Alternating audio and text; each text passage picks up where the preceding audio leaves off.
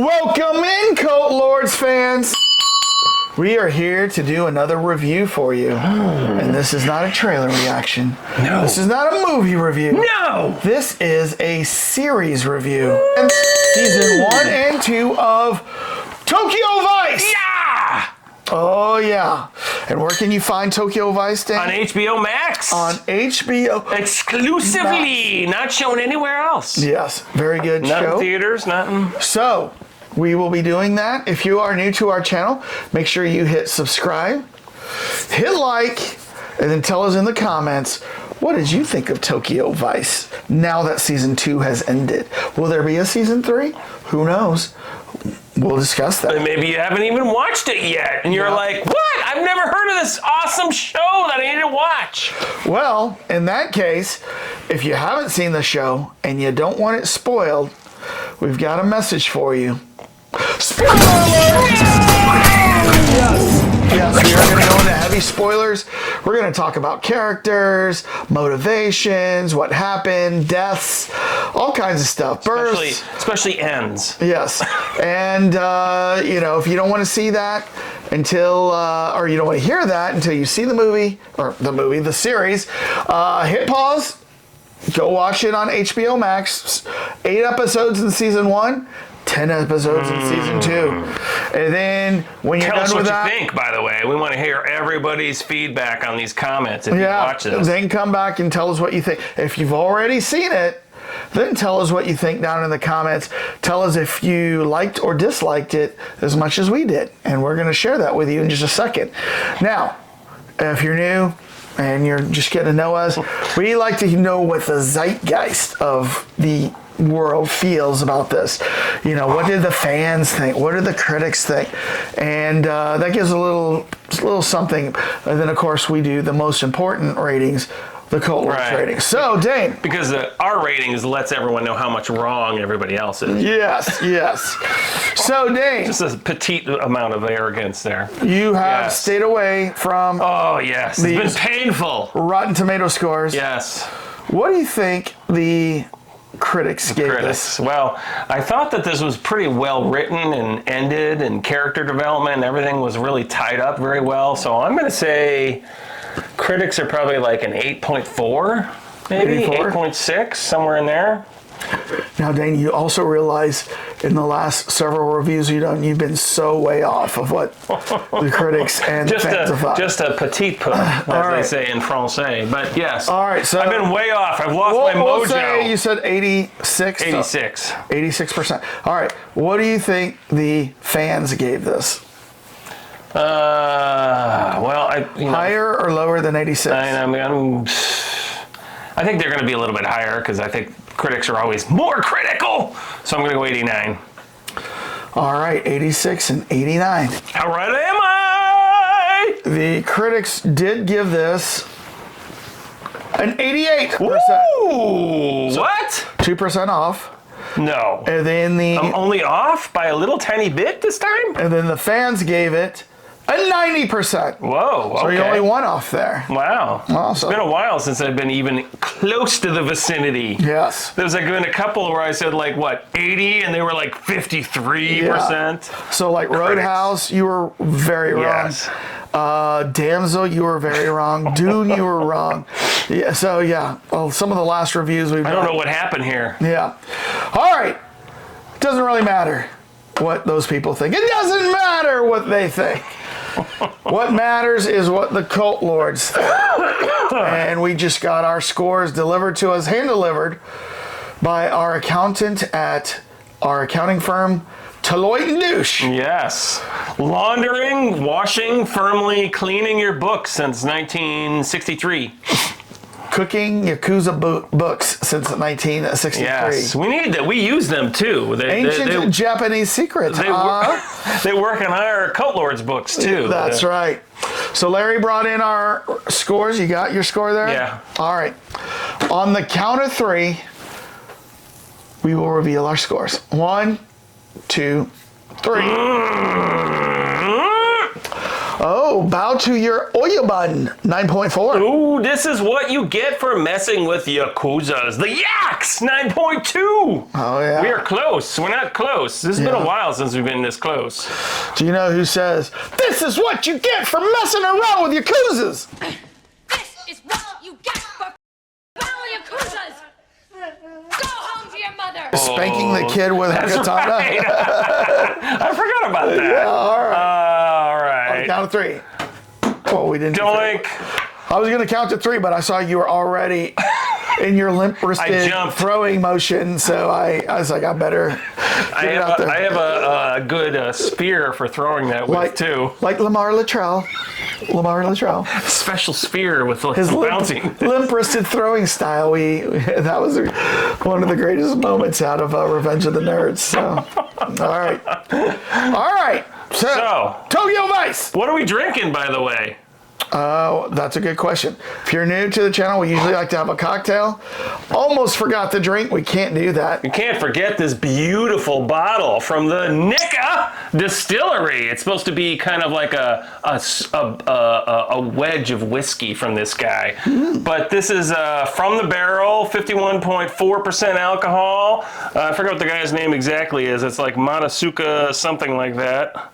But he he was the first Japanese distiller to learn, I don't know, I got his master's apprenticeship from Scotland. Yeah. So he brought it back. He's up in the mountains. And so this tasty beverage is rated 94%, was like in the top 20 in 2018. So there you go. Out of 100%?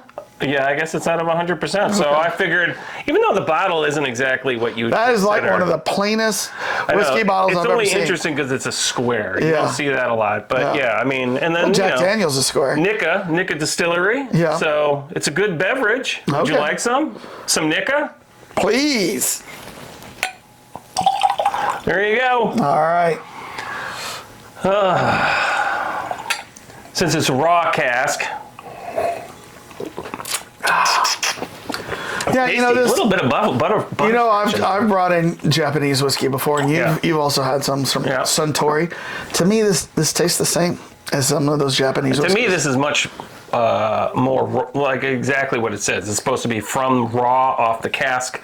Those are more typically Japanese whiskeys tend to be more mild, so they don't burn as much. They're more like Suntory smooth drinking. is like a combination of 6 different whiskeys. Oh right? yeah, I don't know how many this one has, but it's supposed to be a crap load. All right, so we are here to talk Tokyo Vice. Yes. First of all, I will be your gaijin. Right.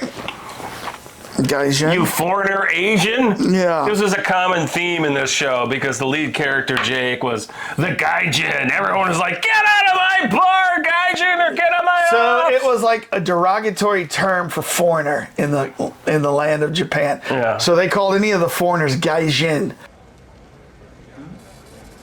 誰だお前誰だ外人ここにいたのは新人記者です。は新人記者です。フロアが臭くなる前にさっさとそいつを外に連れ出せ And when we started watching this, they say it so much in there, like you really learn the word fast. Then I was like, I wonder if there's a T-shirt that says Gaijin on it. And sure enough, there is. So I can't wait to wear this to like the Japanese market, you know what I mean? Just walk in with a Gaijin shirt.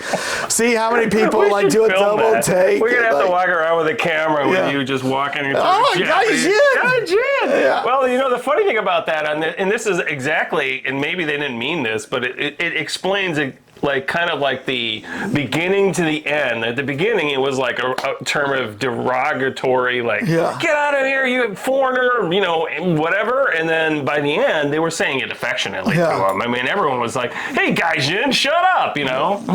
So I don't know if it was affectionate. No, yeah, I don't think so. But he took on a different tone, I guess, near the end, because you know he got better. The lead character, the actor, he got better at Japanese. It was a hard J that used gaijin. But by the end, you're saying they were like, my gaijin, right? And like, gaijin. All right. Well, so what was interesting about this was really the first few minutes of this was gripping because it shows the main character, Jake Adelstein, from the United States. He's a reporter at basically the New York Times of Tokyo. And he's going in with Ken Watanabe, who plays Katagiri.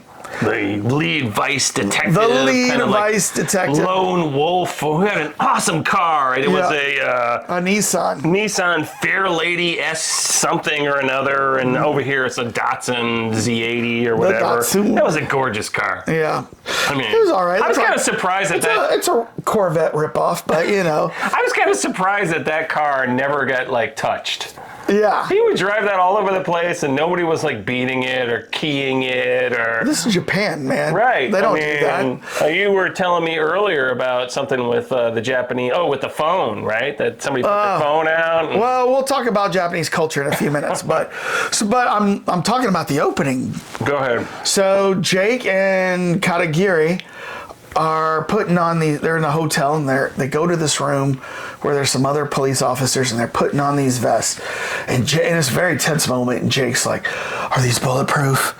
And then Katagiri goes, no, they won't use guns here, but these are for knives. These are knife proof. And then they go up an elevator and then the police were there saying, there's all right, you want to keep it in the big, the bar area. Here's your table right there. Right over there.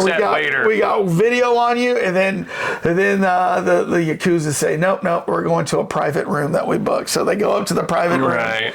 And there they are with the number 2 Yakuza. Numero 2. Who looks like the most famous manga character of all time. He looks just like a manga or anime character. Yes. He looks like he's something straight out of Ghost in the Shell. You know what I mean? If you ever saw Ghost in the Shell. Oh, yeah. But his name is Yabuki. Played by Kazuya Tanabe. Mm-hmm. And man, when you see him with the sunglasses and he's got his hair slicked back, you swear, I've seen this guy in anime shows. You know what I mean? He's got there's a lot of square sunglasses or glasses for him. Yeah. I mean, he looks like something straight out of the old Speed Racer days. Yeah. I don't know. So, yeah. So anyways, so that's how it opens up. And then boom, it's they go back to an earlier time and it shows Jake, in a hall taking a test with a bunch of other people.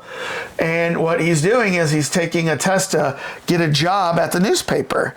And the biggest, the Meishon Shobin or something like that. Is that what it is? Yeah, the Meishon is the name of the newspaper. But these guys all need to take some massive proctored SAT exam to work at this newspaper. And he's the only white guy who's ever attempted to work at this newspaper. Yes, and he basically forgets because he kind of gets arrogant. He forgets to do the back page of the exam. But yeah, he does such a great job. They call him back and they're like, you were the first Gaijin to ever work here. Yep.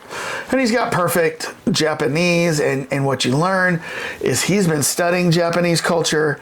And especially he's been studying the Yakuza life by subscribing to these magazines that are all about the Yakuza. Yeah. It's interesting. It's almost like looking at, Playboy with centerfolds of the Yakuza bosses. Or Teen Mag. Yeah, it's all it's basically Scott Baio, Chachi, right, fan mag of the mafia, which we don't have anything like that here, but over there it's not for Yakuza. They're so integrated in society, they're actually kind of looked what's the word I'm looking for? They're the cool revered, they're revered. So he's become a big fanboy himself. His whole walls taped up with all the articles he taped and all this, and so no Jenny McCarthy posters. No, he's got Yakuza posters up there. No. So, and you know what? I mean, so let's just talk a little bit about the culture that we were talking about, because one of the things that's really interesting about this show is learning more about Japanese culture, right?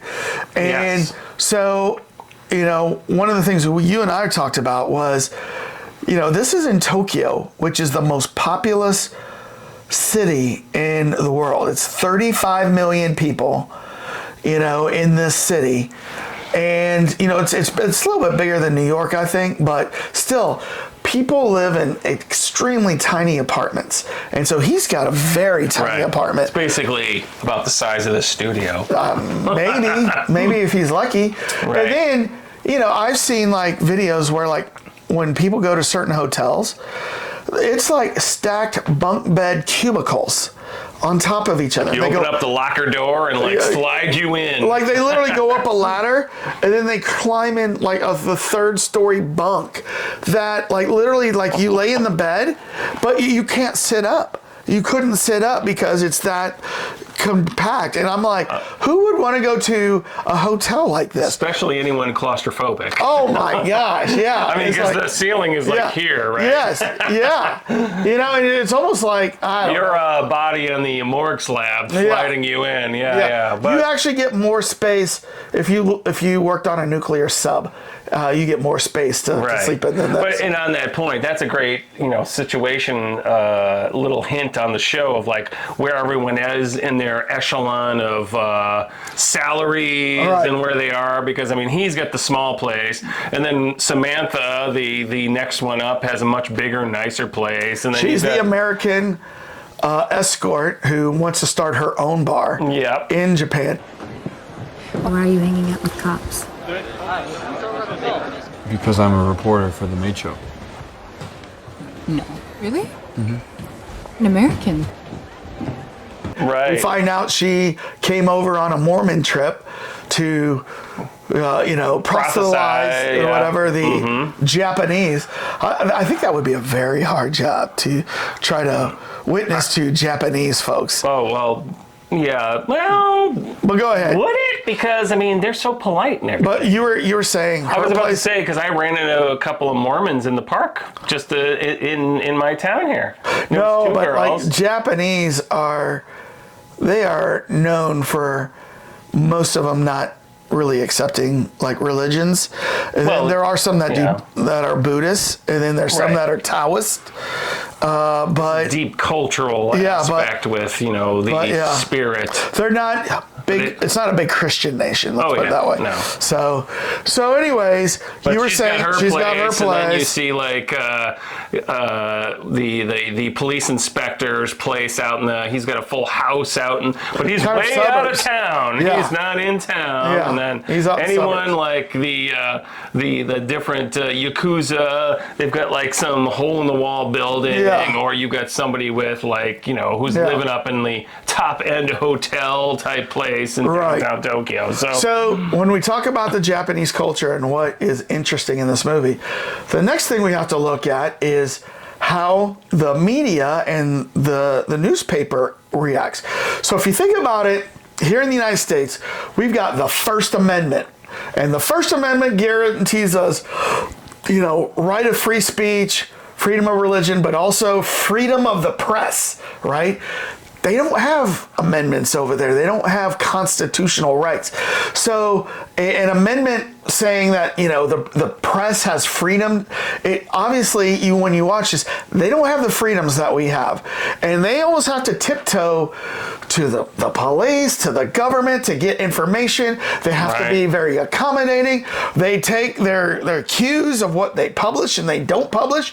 And in fact, it's very obvious when at the beginning, there's a guy who's dead on a bridge, and he's got like about 9 stab wounds, and then one katana put through him, and the police are saying, he killed himself. The suicide. I don't know how he did. Yeah. So they want the newspaper to print suicide, so they don't report murder, because it seems that the Japanese police are very adamant that they don't report murders, and 強盗の被害と書いてあるかね。彼は暴力団の関係者でしょう。皆さんが知るべきことは全て手元の資料に書いてあります。これから一つ一つ確認していきますが、それ以上のことは何もありません。Japan has the lowest murder rate in the world. Yeah. Right? And this show pretty much put a major magnifying lens on that whole cultural aspect. Right. Because, I mean, there's that one. And then Jake later witnesses the guy setting himself on fire, which they also said was a suicide. And this is the connection for Jake as the journalist who's like, I'm not going to listen to anything they tell me in the newspaper. I'm going to follow this story. Right. And kind of break. And then there was later on, there was a guy pushed off a building, but they said it was suicide. It was the older yakuza boss, the head of the really they head pushed guy. him off.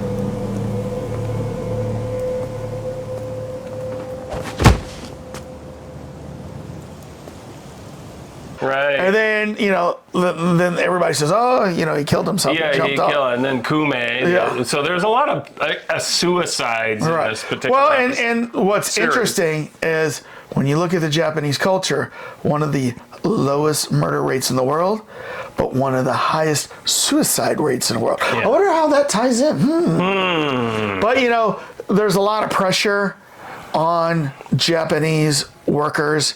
Like if they do something wrong, they feel shame. A lot of shame is laid on shame. They would not have been good in Game of Thrones. Right. Shame. Shame. Shame. Shame. Shame. Shame. Shame. Shame. Shame. You have shame.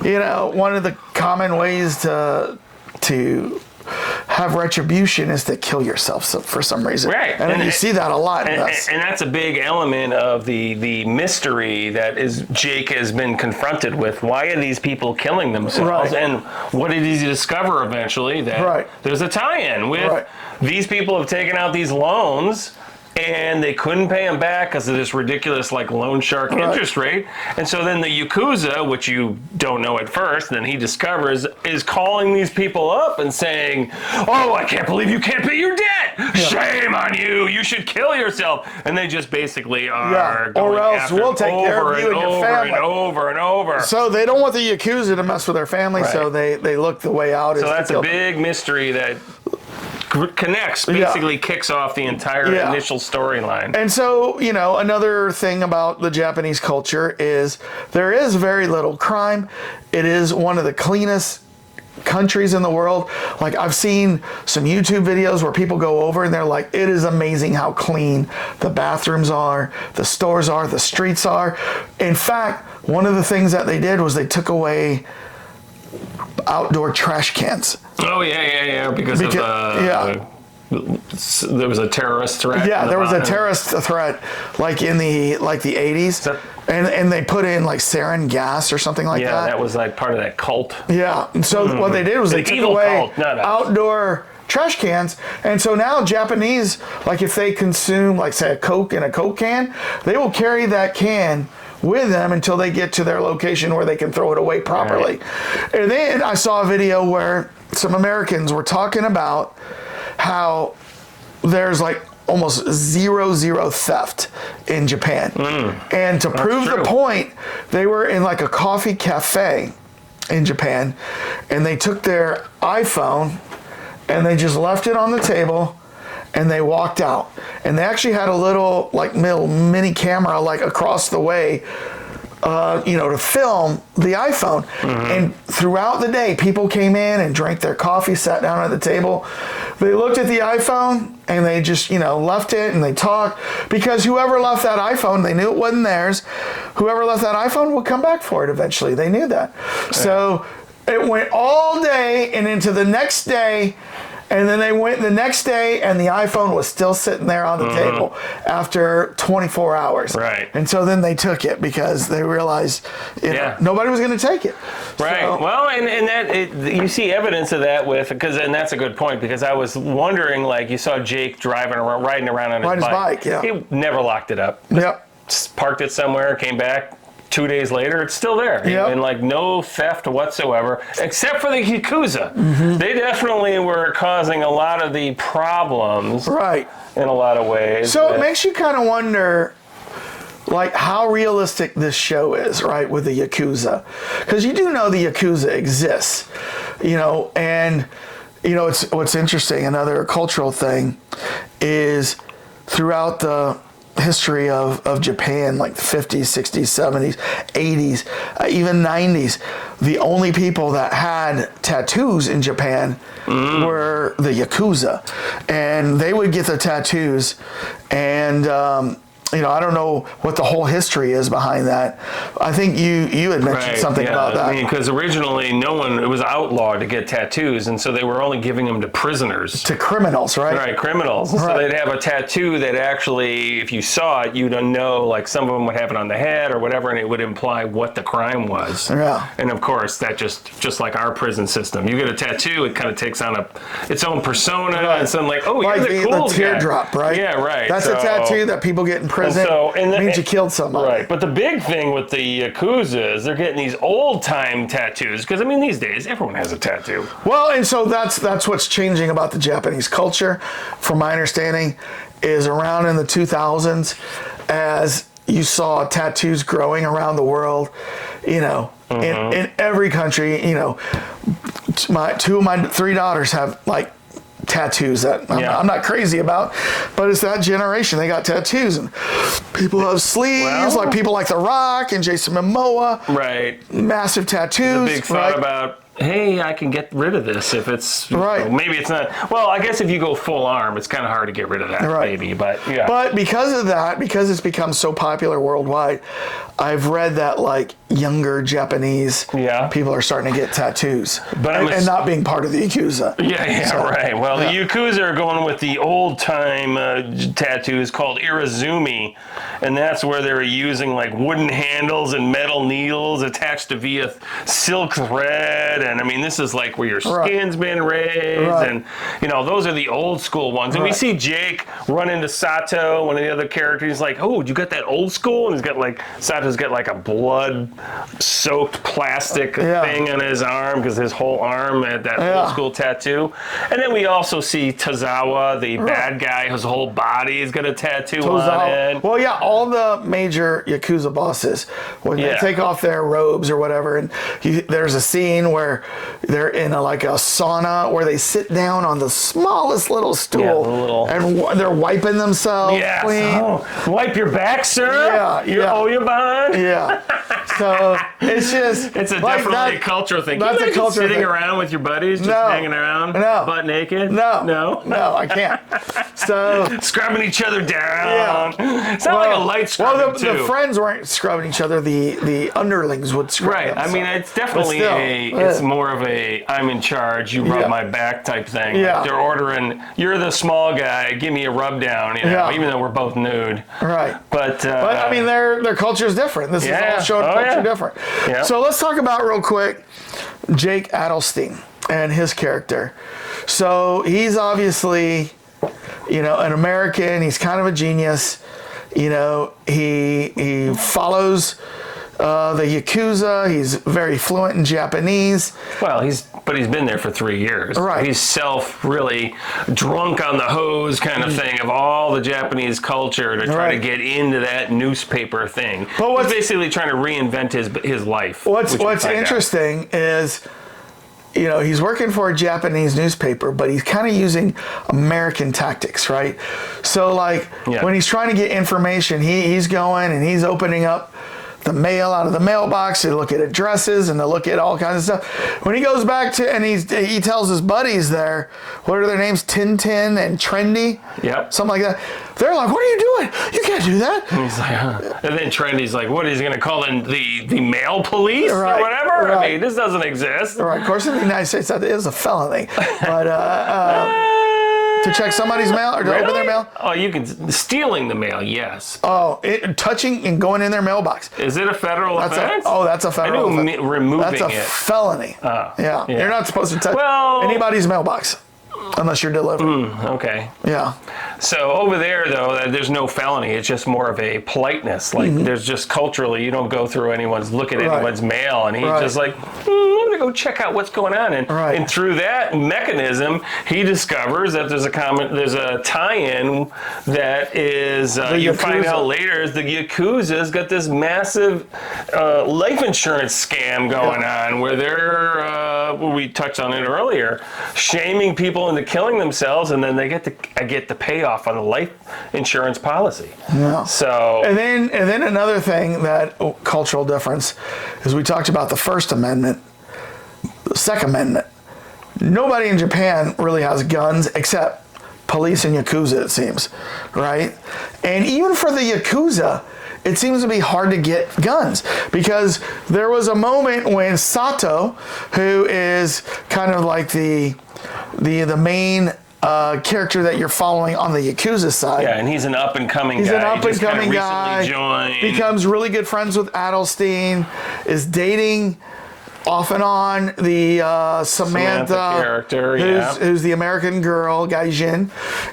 But he is ordered, because there's a war coming, to go get guns because they don't have any guns. And so he goes with a guy who just got out of prison, who was banned originally, but now, because he did his time, he's back. No, he wasn't banned. It was the guy, Hamasa, went to prison. Oh, yeah.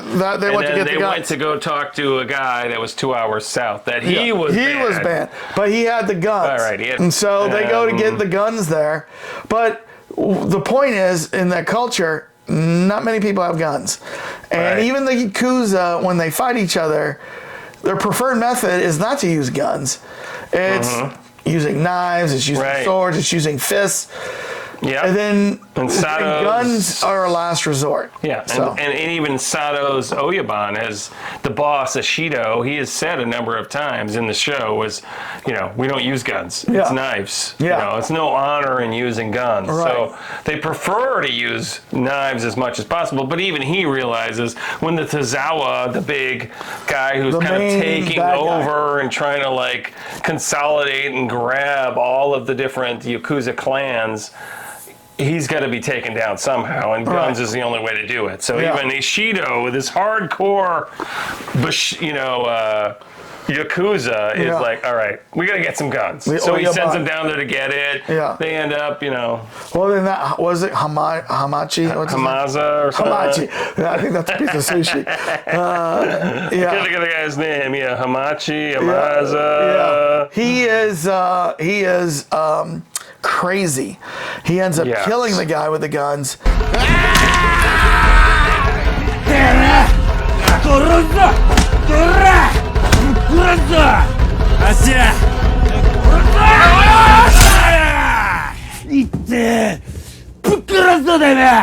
And that ends up being his downfall because he takes over their clan when Ashita dies. Yeah, Ashita gets assassinated. Going back to your point, so Samantha has gotten her own nightclub, and then Tozawa sends his henchmen in there to basically assassinate Ashita, who's in charge of the Shirikari. And they come in shooting guns, and you know what? Nobody is prepared. Nobody who's defending Ashita has guns. So it's a slaughter. And then they even come in a second time looking for Sato, and Sato has to get out the back way, and at that time he has Adelstein. And once again, all of the guards, nobody has guns, and they get slaughtered again. And it's like, gosh, you would think they would carry guns more often, but if you can't get them, they're highly illegal out there. So it's and so it's highly illegal. This is 1999, by the way, this whole entire series. And so they're highly illegal, and they also are so hard to get that you're just not going to see them. Right. And sometimes these delicate things just don't want to stay up. All right. That's what she said. That's what she said. But anyways, so back to Adelstein. So he is now realizing there's a big Yakuza plot, and he's really brash. He almost doesn't know his way and around operating around the yakuza, because remember he's sitting in the club and Tozawa's walking through. Tozawa's got that watch on, and he goes, Vacheron Constantin. You know, that's a nice watch. Isn't that what was the brand? It's a Vacheron Constantin. He goes, yeah, you got one of those. That's nice. About $250,000. Only a yakuza boss. Like, and he says it so loud. Sato's with him, and Sato's like, oh my gosh. But he goes, only a yakuza boss would be wearing something like that, right? And then Tozawa's like confused, like, who is this gaijin here? You know, calling me this. And he's like, yeah, okay, whatever, buddy. Well, that was the beauty of that character, is Yeah. you learned as he learned, but he also knew when to bend the rules, because being an American and knowing that there's no way they're going to go after him. I mean, and plus he complimented the guy. What's he going to do? Oh, yeah, okay. But that was a very clever scene, because there was a lot going on in there, and it was really funny when Tozawa looked at Sato like, oh, yeah, let your boss know I'm saying hello. Sato's like, oh, my God, I don't know who this is. So that was cute. Yeah. But, yeah, so Jake had a whole bunch of little mystery, not mystery, what do you want to call it? Like little Americanisms that he brought out once in a while that paid off in a big way, because he was...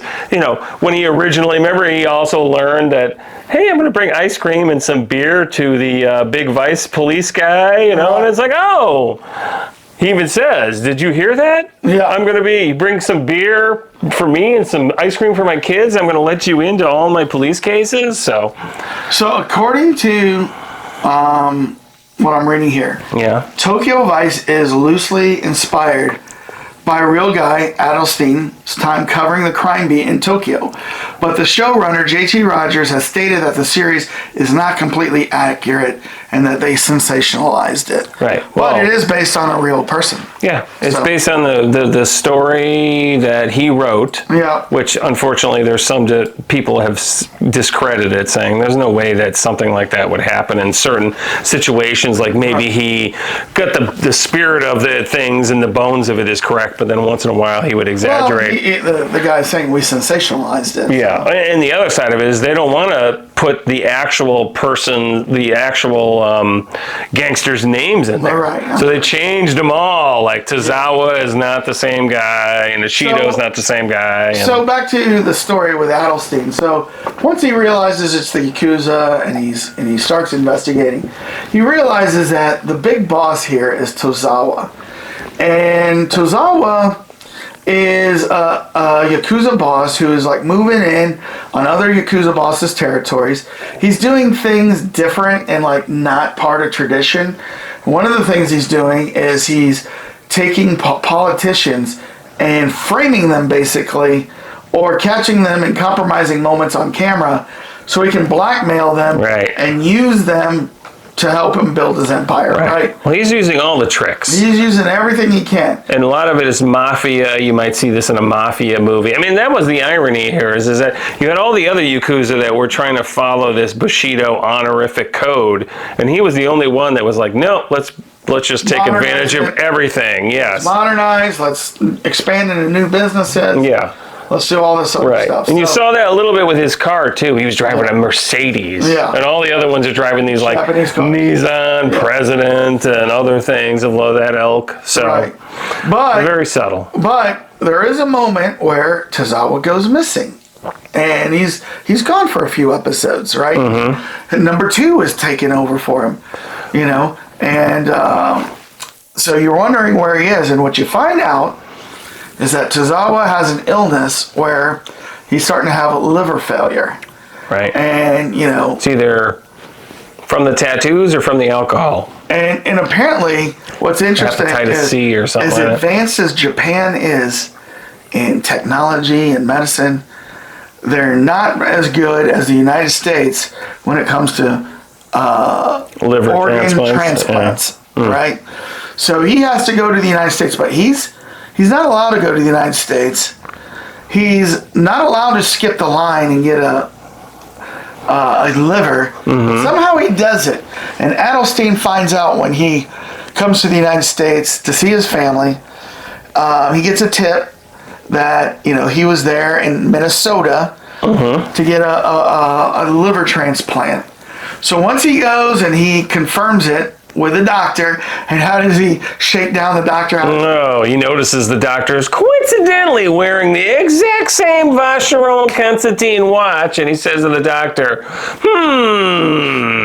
you better not lie to me. That $250,000 watch on your wrist is a huge tip-off that... It's the very same one that Tozawa was wearing. And you're wearing it now? Yeah. So then the doctor crumbles under pressure, tells him everything. So what he learns is that the FBI's been involved. And what you see is that there's been 2 different raids, one in Hawaii, one in San Francisco by the FBI, closing down yakuza activity. And who's tipping them off on this? Tozawa. That was the deal he made. And that was funny because he's got a signed contract with the FBI. Like, signed contract. They must have said, if you're doing this, you're signing this. Like, they almost knew that if he signs it, at least they've got him. Yeah. Right? Yeah. So he's been locking that thing up in his safe. Where is it? What you learn from his wife, who happens to be the person who's funding all of his operations, because she comes from an extremely wealthy family. But she's getting tired of Tozawa and his ways. Yes. And she actually sends Katagiri, Ben Watanabe, the detective, saying, hey, look, you know, he's got some incriminating documents, but they're not in the safe in his office. They're on his private boat, which happens to be under the name of his girlfriend, who's dating Jake Adelstein. Yes, that was pretty ballsy of Jake to go with very Tozawa's mistress. I am not going back to my old life. I'll see you soon.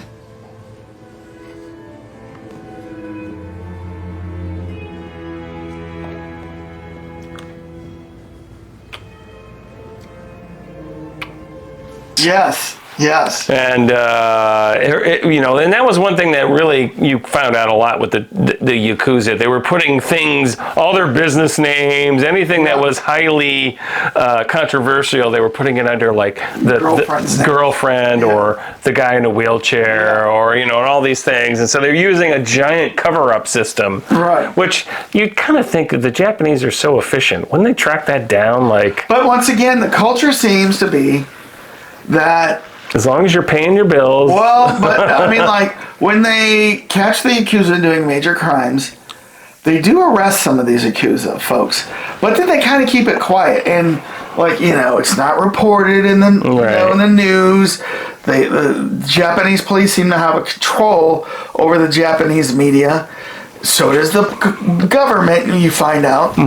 And you even find out that the lead editor for the entire newspaper there is in cahoots with the politicians, because they actually go get some evidence of one of the politicians killing a girl on accident. It's not an accident, but he kills a girl. They've got it on video. With one of the ministers. Yep, and it makes in its a way sex ring to Jake Adelstein from who? Tozawa's wife. Which you find out, that was the last episode she reveals that, But you find out he has it, and guess what? The evidence room within the newspaper suddenly burns down. Right. All the tapes burn down. And you find out it's the lead editor who does that. Because what he says is, hey, look, you know, if we put that story out, we never get access to the government again. And here in Japan, the way we get news stories is we get access to the government and they tell us information. You know, in the United States, it's totally different. We have to go get information as journalists here on our own. And sometimes the government might offer it up, but sometimes you have to go undercover and get it from sources, named sources that we keep secret, and we get the information that way. But it was just interesting to see how the Japanese culture and the media is totally sheltering the Japanese population from sometimes the truth. Right. Oh yeah, and I mean, and then in that newspaper alone, I mean, you basically, they own you. Everyone has to dress the same, follow the same rules. There's almost a code of conduct, like kind of like the Green Lantern code or whatever.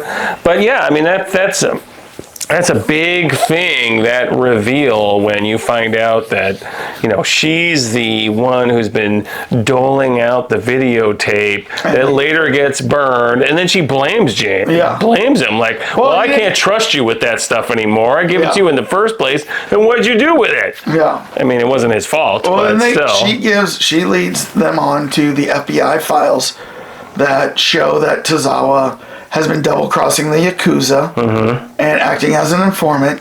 So, because Jake has tried many times and been thwarted by the Yakuza to write a story, whether it be his editor saying you can't write this, or the tape burning up, or whatever, or even corruption within the own police force. Remember, Jake had got a tip to drugs on the airplane, and the police force were covering it up for the Yakuza. That one specific Miyamoto guy, who was kind of his buddy. That's the police force. Yeah. Well, it was weird because it was the Ken Watanabe police force, and then there was the other guy, and they were totally two different units or whatever. But different tactics. But I mean, to your point, you find out throughout the series that somehow and it's funny because at the beginning they said it's so hard to get rid of the Yakuza because they're everywhere, and the whole series proved that. Right. They're everywhere. So when Jake and Katagiri track down the final documents, Katagiri is doesn't give it to Jake to write the story. Right. He gives it to Sato, and he tells Sato, "You know what to do with this." So Sato takes it to all of the other Yakuza regional bosses, and then that's when they call in Tozawa into a conference room, and they confront him, and they say, he's disgraced them, and here's the proof. Your name is signature is on the FBI contract. Right. And then so they say, you know what you need to do. And this is where it kind of surprised me, because I thought Tozawa had moved far enough away from some of the Yakuza ways that I thought he was going to say, no, I'm not going to kill myself. Because they implied seppuku. Right. But in the end, Tozawa takes his sword out and kills himself.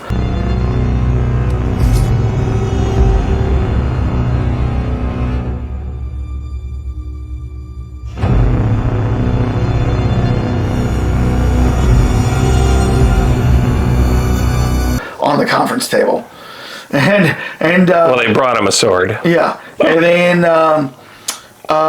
his wife's bodyguard goes down and tells the police, all right, you'll find a body upstairs. We found somebody in the back. Yeah, in the back.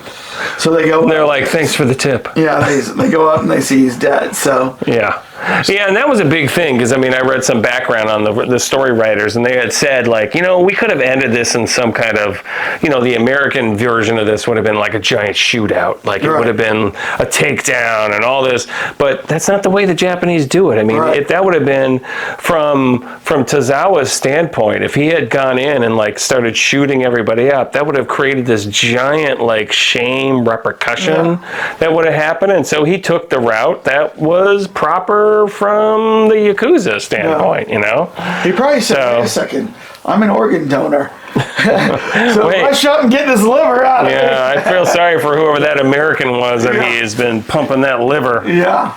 But so basically it wraps up. Jake ends up taking down the Yakuza boss. Ken Watanabe can now breathe a sigh of relief because Tozawa was basically targeting his family. Tozawa's mistress, interestingly, says to Jake, I can't be with you as long as you're doing this because violence will always follow you as long as you're always following the Yakuza. Yep. So I thought, Dane, what would have made a happy ending is if he said, hey, look, I've got a standing job offer at the St. Louis Post-Dispatch in St. Louis. Why don't you come with me, meet my family? Yeah. This will make my family happy. This will make her happy. This will make him happy. He's still reporting, but that's not the route he went. He just okay, I understand. And she goes off, right? So it was just kind of a weird ending, I thought. And, because they don't have really that happy ending. But it was still such a great great series all the way to. Oh yeah. And if they don't do a third season, because it's totally in question, they wrapped it up the right way.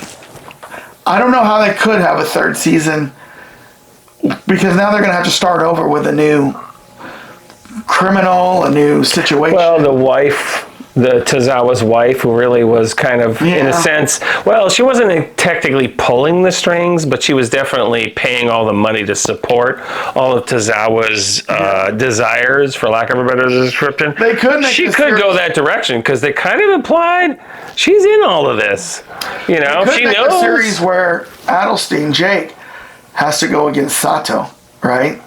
Because they're good friends. And now they gotta, now as he's going up the ranks, which you saw the cool ceremony where he gets named. He's an Oyaban now of that Ashita clan. よろしくお願いしますと力強くお願いいたします。おやめな。よろしくお願いします。よろしくな。You know, and they always do that clap. Right. Whatever it is. It was 3. I think it was 1, 2, 3. 1, 2, 3. 1, 2, 3. Yeah, but it was a very in their cool formal ceremony. ceremonies. With But now that he's taking on more responsibility, he might have to go up against Jake. That would be an interesting plot line. Well, if they do a season 3. Yeah. I mean, the thing that they showed with Sato, which was interesting compared to like everything else, Sato was still, and that's why I think Ashido really liked him, is that he still showed honor the whole time. Yeah. Whereas Kume, his mentor that brought him in, decided to go with Tozawa, and then ended up, you know, that was that key scene where Ashido basically, in a sense, tricked Kume into saying, okay, I'm going to have your kid, I'm going to have him kill you.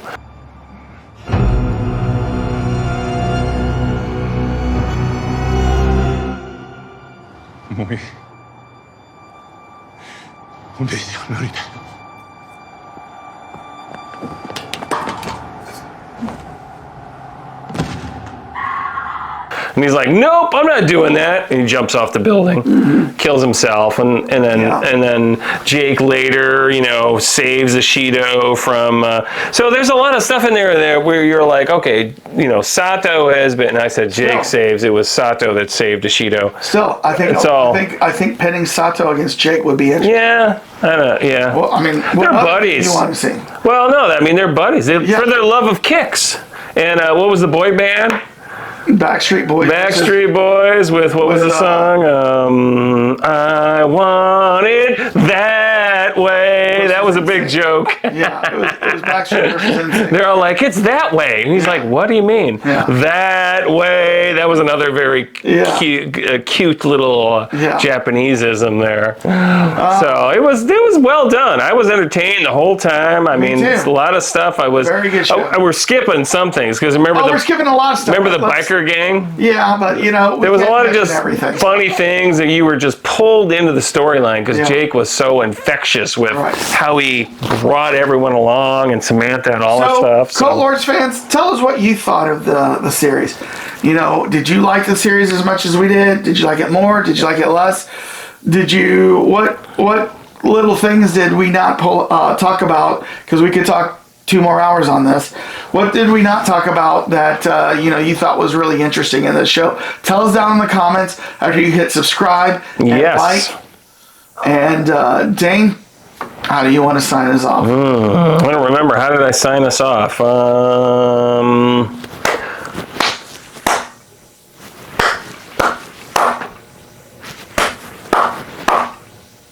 Oyaban, JR-san, peace out.